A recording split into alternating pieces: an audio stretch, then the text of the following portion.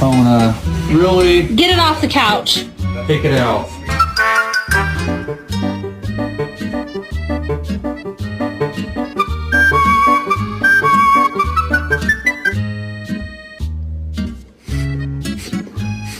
It's okay, don't cry. There's got kelp there. No running on the road.